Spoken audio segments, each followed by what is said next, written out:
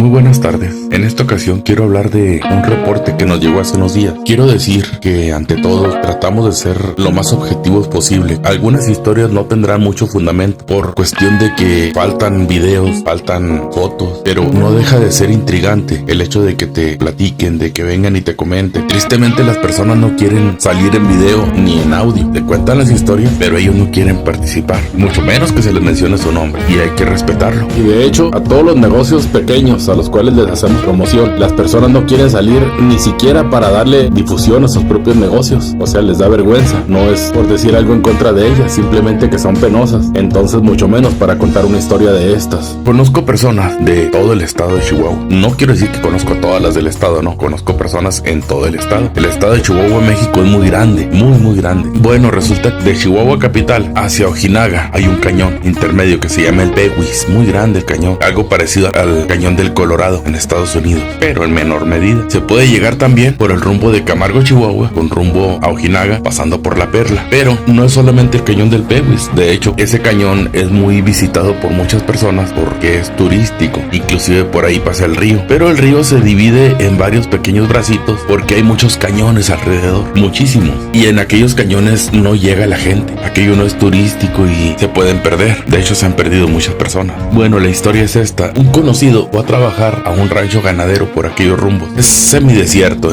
no es un desierto de arena, es un semidesierto. ¿A qué me refiero? Pasto bajo, mezquite bajo y en ocasiones mezquite alto, árido, muy caliente y muy frío. No siempre hay agua. De hecho, en aquel lugar hay algunos manantiales, son pocos, pero hay algunos manantiales naturales que crean ciertas lagunitas, ciertos laguitos muy pequeños, los cuales no están registrados. Ahí las personas aprovechan para que su ganado tome agua. Algunos tienen peces que los mismos ganaderos llevaron para cuando ellos andan por allá, pues van y se entretienen pescando, les sirve de paseo. Y comenta este muchacho que pues él se fue a trabajar una temporadita por allá. En los ranchos ganaderos no siempre hay mucho que hacer. Hay temporadas que sí trabajan mucho, en otras es prácticamente como si fuera un velador, un vigilante. Hay ocasiones que hay mucha agua, entonces no hay que acarrearle agua a las vacas. Llovió la temporada, entonces hay pasto, no hay que llevarle pacas de alfalfa o de avena. Es muy poco lo que hay que hacer. Eventualmente les llevan por ahí unos cuadros grandes de sal para que las vacas cuando van a beber laman aquello y puedan nutrirse. Es lo único que tenía que hacer él, ir a revisar que no hubiera por ahí alguna vaca atorada en alguno de los abrevaderos grandes, que se hubiera caído, y hay ocasiones que no pueden salir. Cuando eso sucede hay que lazarlas y sacarlas porque aquella vaca se va a morir. Pero le había dicho el patrón, mira, mañana y pasado no hay gran cosa, yo vengo hasta pasado mañana en la tarde, procura irte y pescas algo para en la noche comernos unos pescaditos fritos en tal laguito, en tal lagunita hay pescado de este tipo, llévate unos buenos anzuelos y te traes algunos. Con unos 5 que te traigas o 6, con eso tenemos. Muy bien, el muchacho se fue desde temprano. Vuelvo a repetirte, no hay gran cosa que hacer, ni siquiera ensilló el caballo. El laguito estaba a 1 kilómetro, quizá un poquito más de ahí del rancho. Son ranchos pequeños, son ranchos donde únicamente tienes unas 2 habitaciones y una letrina, es todo lo que hay. Afuera tienes un pequeño corralito para encerrar los caballos. Los patrones van en su camioneta y llevan atrás un remolque con su caballo. Ese nunca se queda en el rancho. Cuando está el vaquero hay un caballo para él. A ese sí hay que llevarle pastura para que el caballo no ande libre porque después no lo puedes agarrar. Bueno, este muchacho se fue caminando,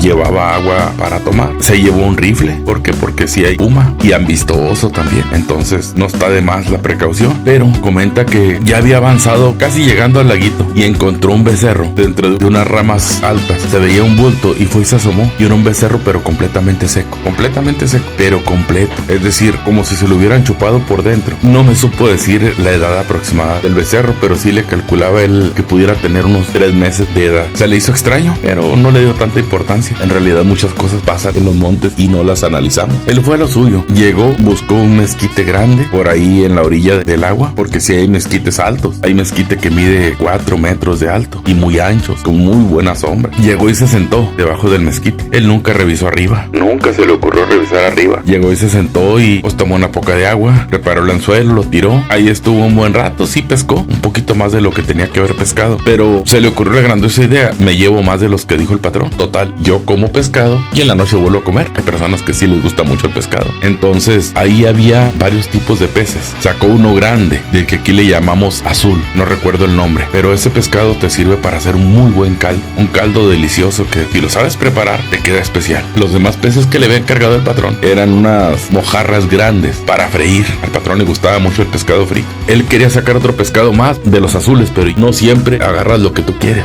Bueno, ahí mismo limpió las mojarras, le sacó los dentros, también el pescado azul. El pescado azul no traía escamas, nada más le sacó los dentros, los enjuagó bien, llevaba una bolsa de mano en la cual los echó y los colgó sobre el mezquite. Estaba muy bonita la vista. Dice que algo se le empezó a hacer raro arriba del mezquite. Algo veía extraño él. Él no se había atrevido a revisar, nunca se le ocurrió revisar hacia arriba. Pero el mezquite da una vaina, que también se llama mezquite. En Sonora la conocen como pechita. Es una vaina que es comestible. Y tenía vainas ya en buen momento para comer. Él empezó a recolectar unas poquitas. ¿Por qué? Porque estaba cerquita del agua. Entonces agarra humedad, las da de mejor sabor que los que se dan cerca de donde estaba su casa. Porque allá no había mucha agua. Entonces se da bien el mezquite, pero no tiene el mismo sabor. Y al estar volteando hacia arriba, recolectando, vio algo muy extraño. Era un bulto grande y no le encontraba forma. Es como si estuviera un mono, un chango, colgado arriba, pero de un tamaño grande. El rifle lo tenía por allá en otro lado.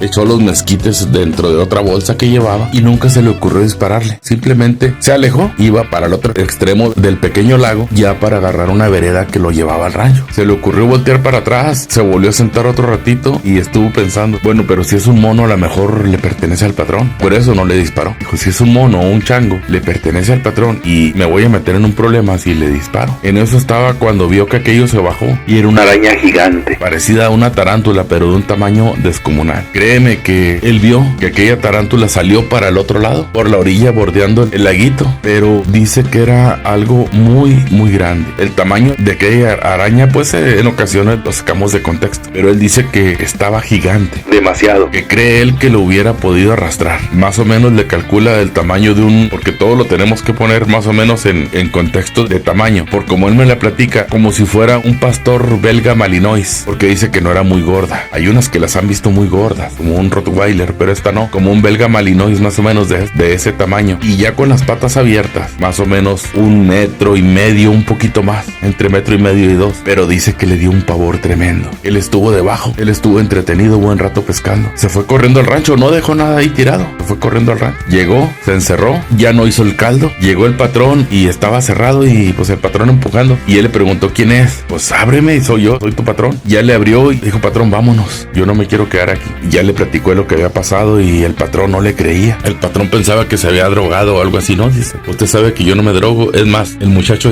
no toma ni siquiera alcohol. Se fueron a ver, lo llevó a que le explicara dónde estaba, y cerca del agua donde había lodo estaban unas huellas raras, como si con un palo le hubieras picado, pero extendido, o sea, no enterrada, sino como si lo hubieras picado hacia abajo, algo muy raro. Y el patrón le dijo, ¿sabes qué? Entonces llévame a donde está ese famoso becerro que viste. Ya lo llevó, le enseñó el becerro, dijo, oye, esto tiene lógica, estas son las que están comiendo los becerros, porque se les perdían de vez en cuando, y el patrón ya había encontrado también 1 o 2 completamente secos. Vacas grandes no, quizá por el tamaño produzca demasiado alimento y se les echa a perder. Procuran animales más pequeños, pero también platicaba su patrón, le platicó a él, que había encontrado coyotes, tejones, mapaches secos, liebres, conejos. Entonces dice, yo no sabía por qué. Una cosa es que encuentres los cueros, que encuentres parte de los huesos, pero que los encuentres secos no es fácil, o sea, sin comer. Donde están ese tipo de arañas, normalmente no hay otro depredador, es decir, acaban con los coyotes, acaban con todo ese tipo de cosas. Como ellas no se dejan ver, se quedan completamente inmóviles. Pasa la presa, la pican y aquella presa pues avanza poquito nada más, porque el veneno es demasiado fuerte, pero aquel veneno empieza a licuar todo por dentro, y de ahí empieza el problema más grande. ¿Por qué? Porque tienes un detalle ahí de que llega ella y tú ya no te puedes escapar, para nada, no puedes salir de aquel lugar. Y yo pienso que no avanzas,